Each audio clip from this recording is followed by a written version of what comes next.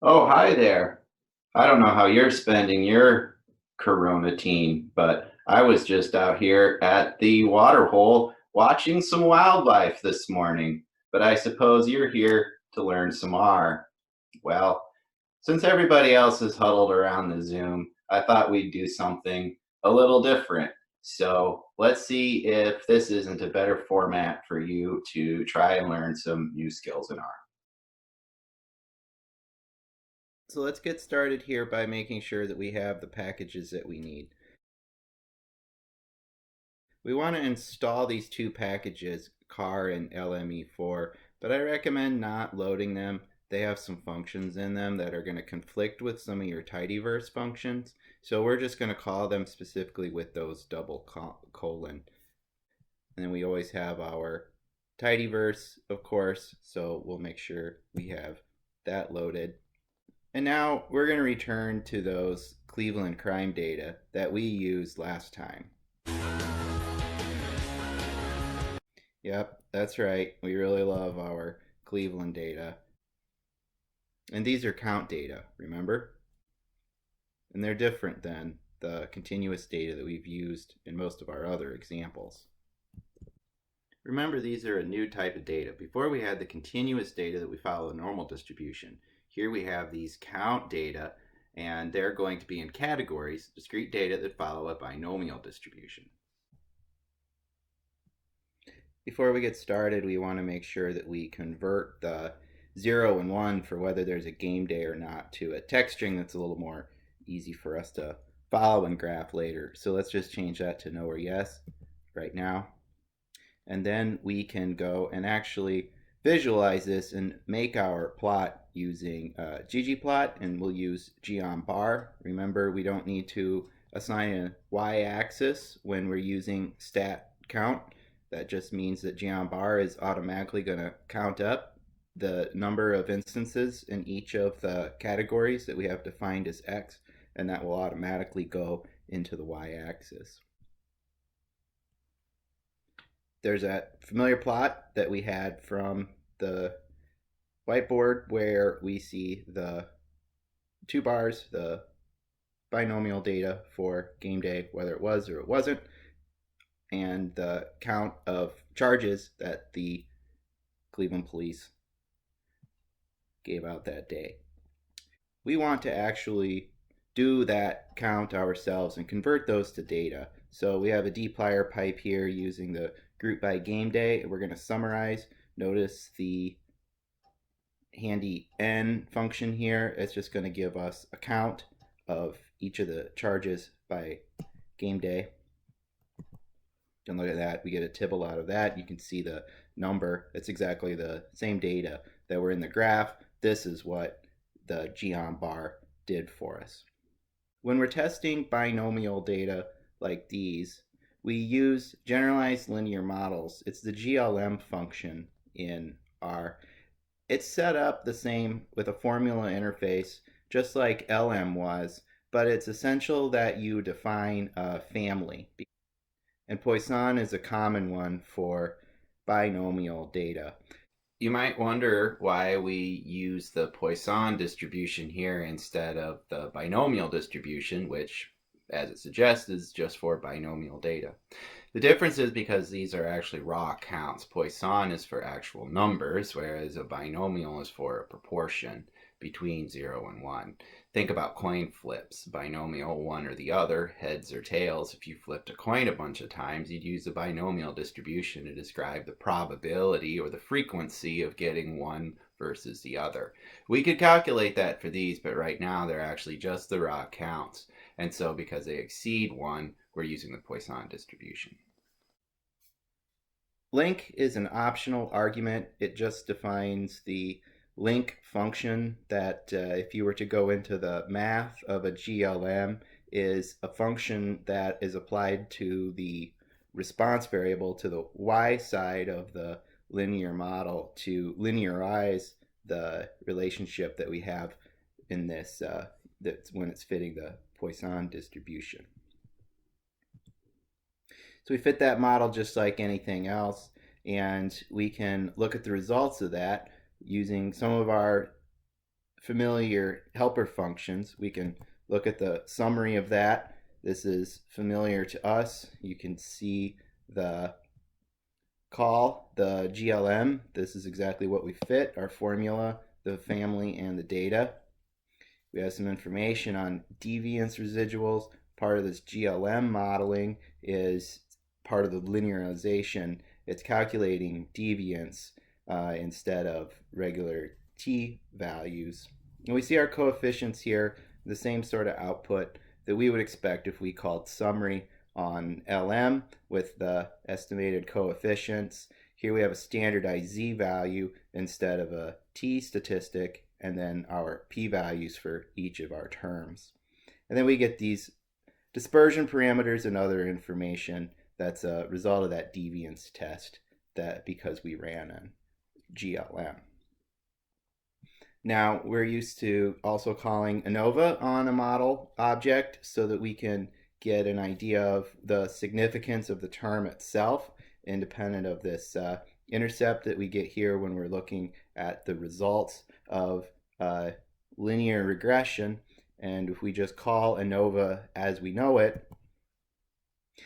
we see a pretty familiar sort of table, but it just stops with these residual degrees of freedom, and we don't get our p-value, which is what we wanted to call this on. But never fear, it's nothing wrong with ANOVA. It's just that we need to define what sort of test that we want to do. It's this analysis of deviance table, remember, and that means that we want to do a chi-squared test. So there's an optional argument in ANOVA that defines which test we're going to do. So we can just run that, and then we can see it's the same thing with the analysis of deviance table that we ran before, but now we have a p-value with significance codes as we expected. Another way we can get at this is with that other package that we loaded, package car. It uses a different function, capital A, ANOVA, that has a lot of the same similarities, but you can see here slightly different output, but we get the same chi-squared value and we have the same p-value. So we have an issue with our data. It violates one of the assumptions of analysis of variance. And just because we're using count data doesn't mean we're free of all the assumptions that these models have, such as normal distribution and linear relationships and all of that. We have a spatial issue. In this case, we're violating the assumption of independence among the sample points.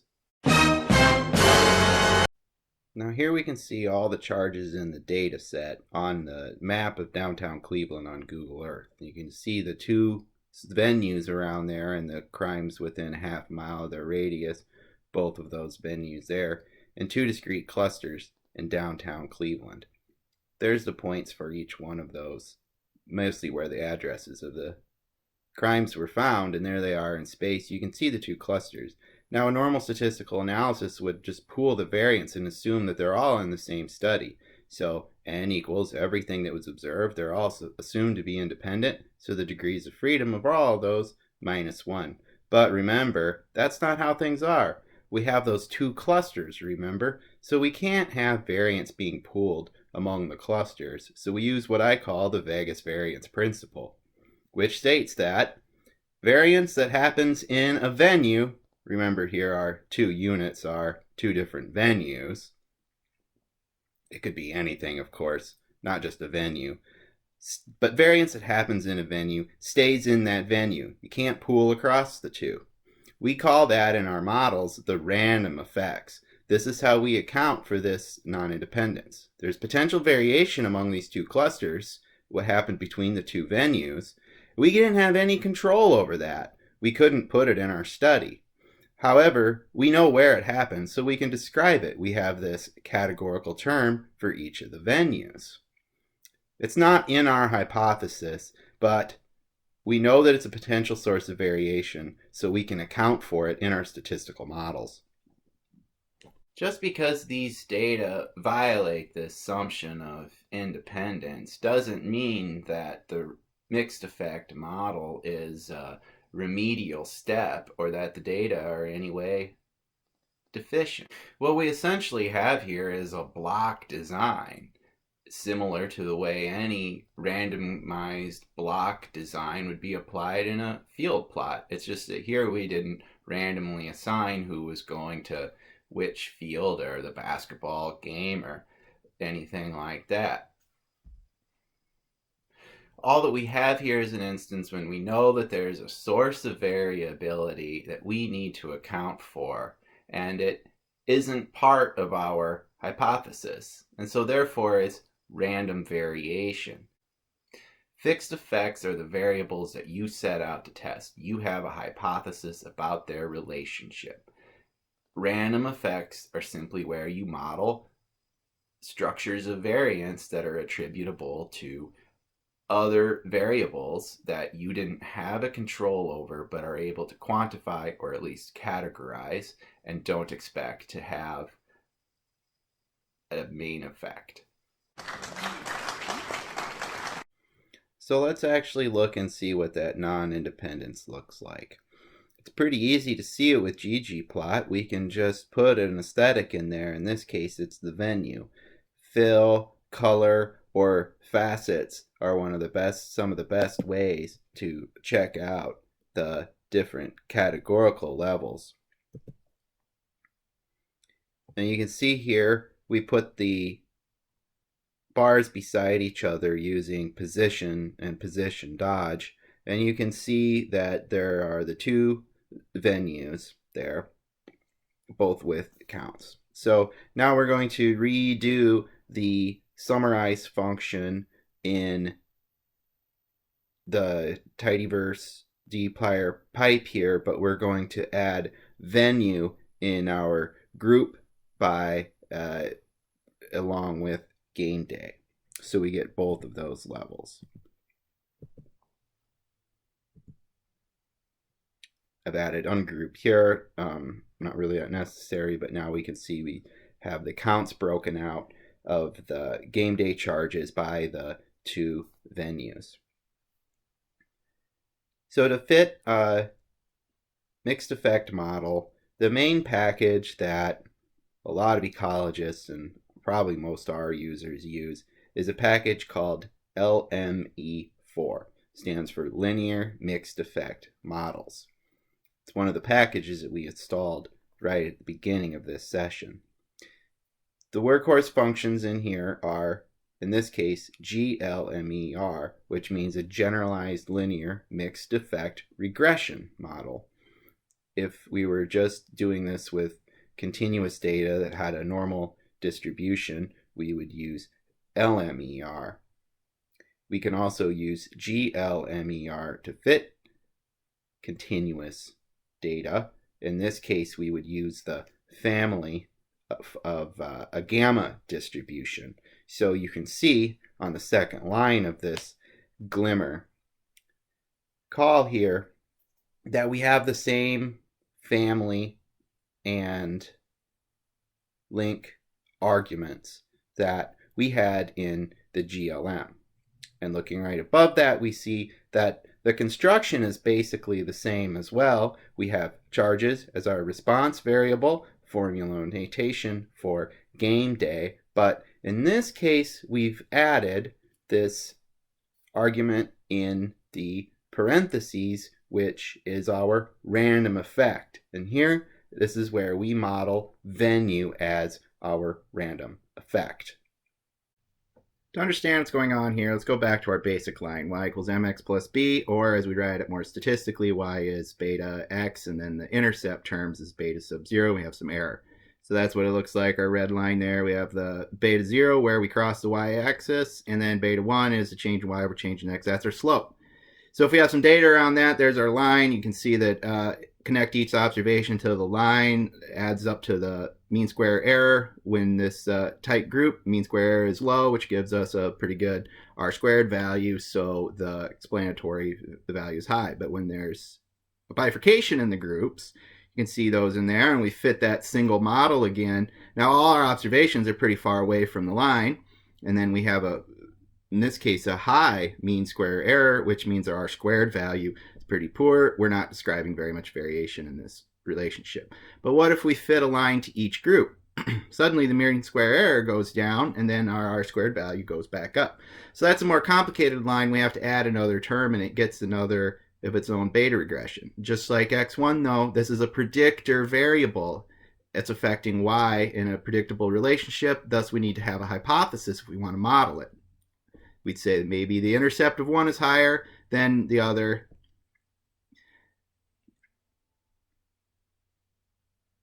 But so that's the thing. The intercept of one is higher than the other. They're unequal. And we don't really have an explanation for why that is. This isn't really an issue. We really just want to know if that effect is there. So we're really concentrated on the slope.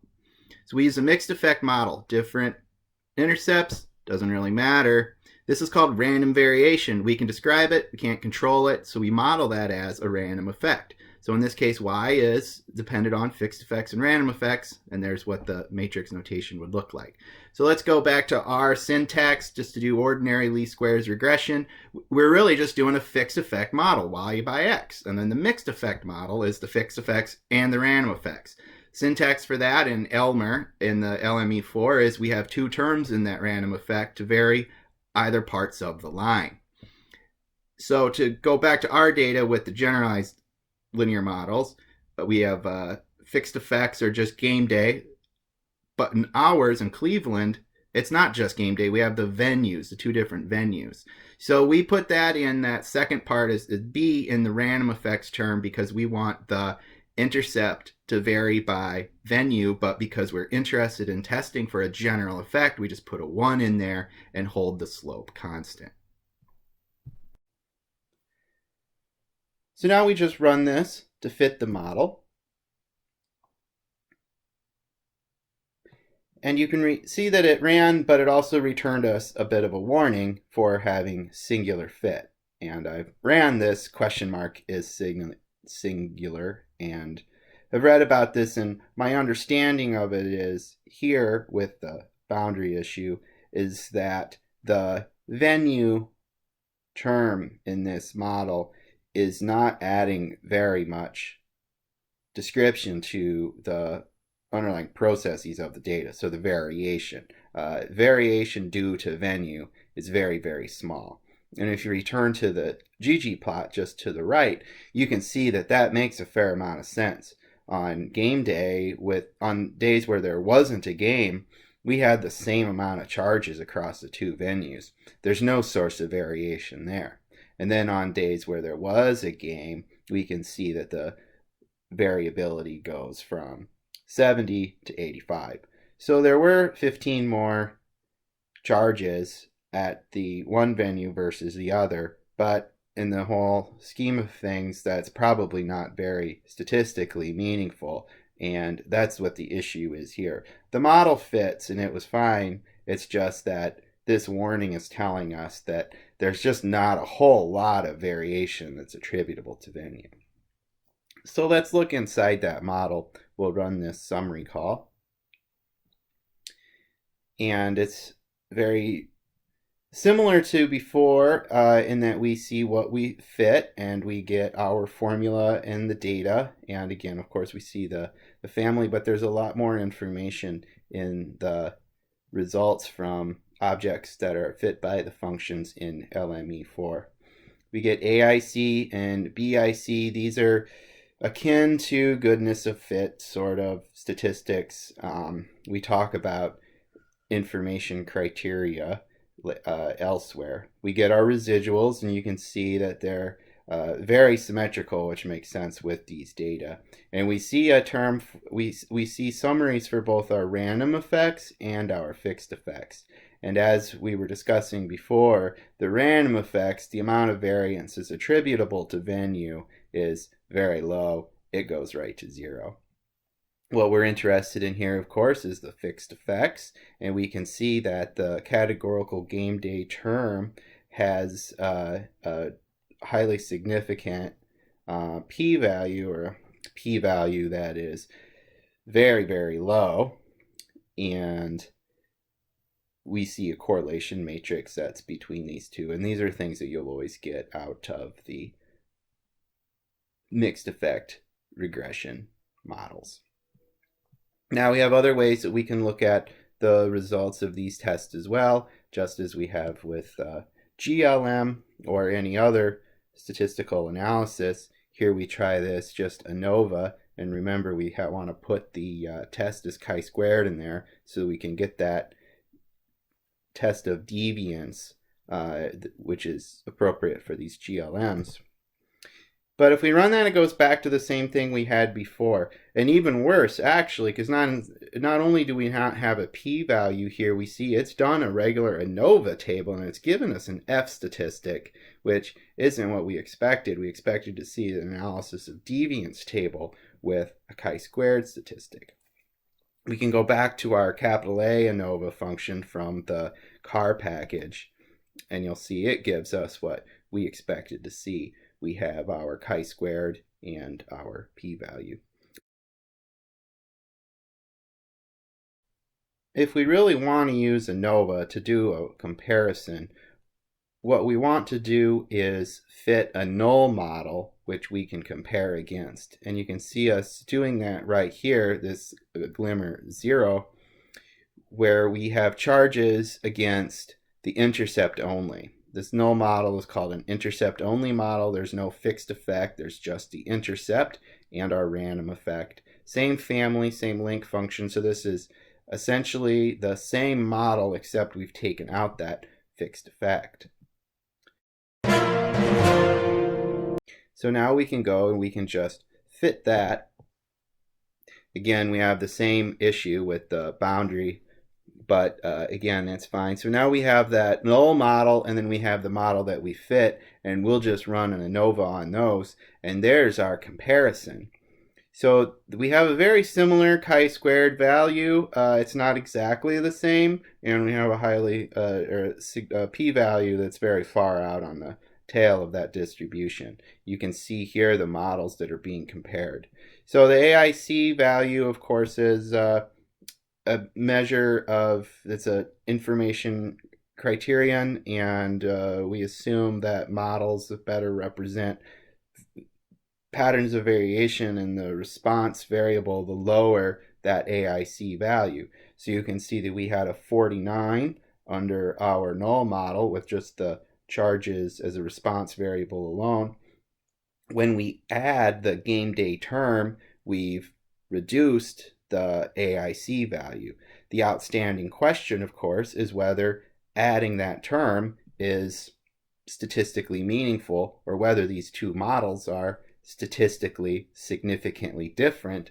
Well, that's where we have this chi-squared value that compares those, and on that distribution of the chi-squared values, we have the p-value here. So that's a very effective way to compare models in that are fitted with the mixed effect regression functions from LME4. I very often use this as my approach when testing any sort of Glimmer or Elmer linear mixed effect models on continuous data. The lesson was brought to you today by Base Functions, GLM, Summary, and ANOVA. Guest package appearances from CAR, function ANOVA, and from the LME4 package, the Glimmer function. And of course, this is brought to you by the letter R.